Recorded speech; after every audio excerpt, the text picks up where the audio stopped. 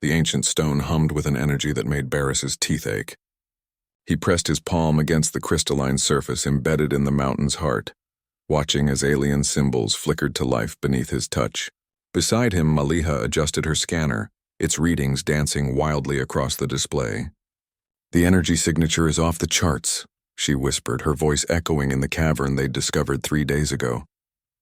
"This predates any known civilization by millennia." Barris nodded, his weathered face illuminated by the portal's ethereal glow. As the expedition leader, he'd seen his share of archaeological wonders, but nothing like this. The circular gateway stood 12 feet tall, its edges carved with symbols that seemed to shift and writhe when viewed directly. "Command won't believe this," Maliha continued, documenting everything with methodical precision. Her scientific mind raced through possibilities, each more incredible than the last.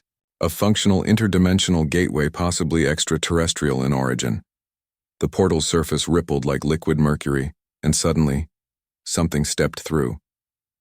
The being that emerged was magnificent and terrible, 8 feet of crystalline armor housing a form that defied human comprehension.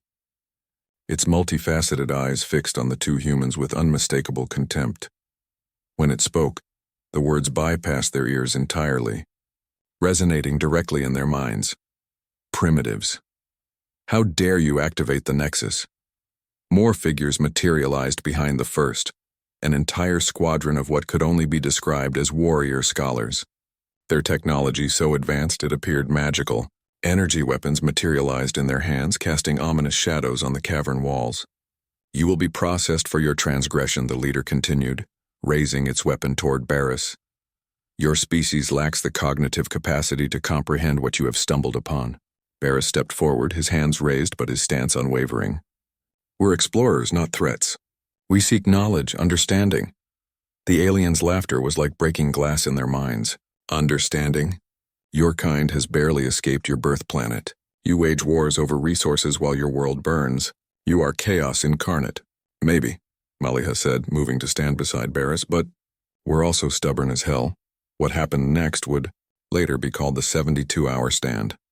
The aliens, who called themselves the Veltar, had expected immediate subjugation. They had conquered 17 different species across the galaxy, each falling within hours once their technological superiority was demonstrated. Humans, they assumed, would be no different. They were wrong. Barris and Maliha didn't have energy weapons or crystalline armor. What they had was human ingenuity born from a lifetime of making impossible things work. While the Veltar relied on their advanced technology, the humans turned the cavern itself into a weapon, using nothing but mining charges, climbing equipment, and Maliha's understanding of geological stress points. They brought down strategic sections of the cave. The falling rocks didn't harm the Veltar's energy shields, but they did something more important. They disrupted the portal's harmonic frequency. "Your technology is impressive," Barris called out during a brief ceasefire, his voice hoarse from 3 days of constant movement. "But you've made it too perfect, too dependent on precise conditions." The Veltar leader's confusion was palpable as its forces found themselves increasingly isolated, their connection to their home dimension growing unstable. The humans had done something unprecedented. They had used primitive methods to exploit the weakness in advanced technology. Maliha, working frantically with salvaged components from their equipment, had managed something even more remarkable. She'd begun to decode the portal's operating system, her human brain's pattern recognition abilities finding connections that the Veltar's rigid logic had never considered. "You call us primitive," she shouted, fingers dancing over her improvised interface. "But we've learned to adapt because we've had to. Every day on Earth is a struggle. Every problem requires a new solution." As the portal's energy began to fluctuate wildly, something unprecedented happened. The Veltar's weapons began to fail. Their armor started to crack. For the first time in their species' history, they felt vulnerable.